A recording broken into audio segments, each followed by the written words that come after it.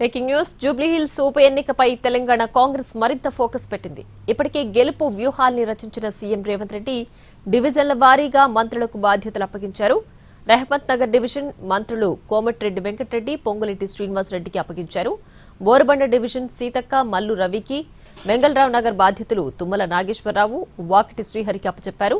ఇక సోమాజిగూడ డివిజన్ను శ్రీధర్ బాబు, అడ్లూరి లక్ష్మణ్, షేక్పేట డివిజన్ కొండా సురేఖ, వివేక్, ఎర్రగడ్డ division Damodara Rajanarasimha, Jupally Krishnarao, Yousufguda division బాధ్యతలను మంత్రులు ఉత్తమ్ కుమార్ రెడ్డి, పొన్నం ప్రభాకర్కు ఇవ్వనున్నారు.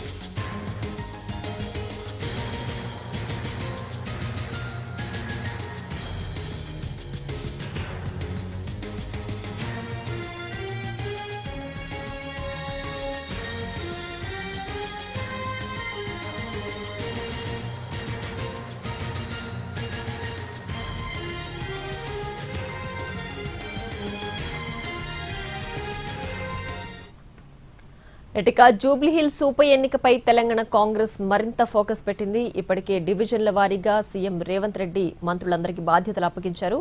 దీనికి సంబంధించి పూర్తి డీటెయిల్స్ మా ప్రతినిధి చారి ఫోన్ లైన్లో అందిస్తారు. చారి, చెప్పండి, డివిజన్ల వారీగా మంత్రులందరికీ సీఎం రేవంత్ రెడ్డి బాధ్యతలు అప్పగించారు. అలాగే రేపు కూడా ఆ CM Revanth Reddy corner meeting ఉండబోతోంది కదా, ఏంటి దీనికి సంబంధించి పూర్తి డీటెయిల్స్?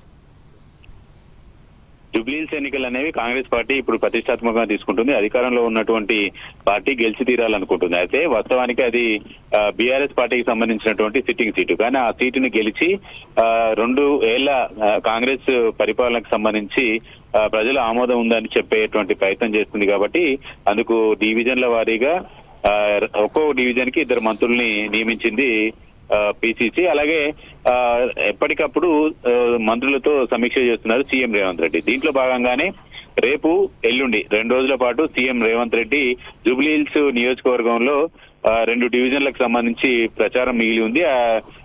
మిగతా 2 డివిజన్లకు సంబంధించినటువంటి ప్రచారంతో పాటు ఉన్నటువంటి అన్ని డివిజన్లకు సంబంధించినటువంటి కార్నర్ మీటింగ్స్, అలాగే రోడ్ షోలు కూడా చేయాలని ఇప్పటికే భావించారు. కాబట్టి ఇటీవల 31, 1వ తేదీ 2 రోజులు ఎన్నికల ప్రచారంలో పాల్గొన్నారు.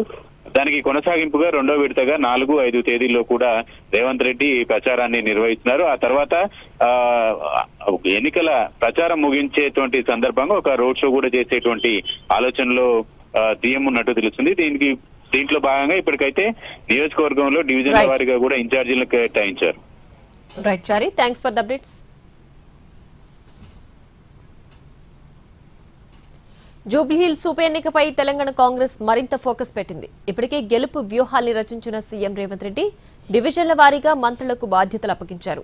రెహమత్ నగర్ డివిజన్ మంత్రులు కోమటిరెడ్డి వెంకటరెడ్డి, పొంగులేటి శ్రీనివాసరెడ్డికి అప్పగించారు. బోరబండ డివిజన్ సీతక్క, మల్లు రవికి, వెంగళరావు నగర్ బాధ్యతలు తుమ్మల నాగేశ్వరరావు, వాకిటి శ్రీహరికి అప్పచెప్పారు.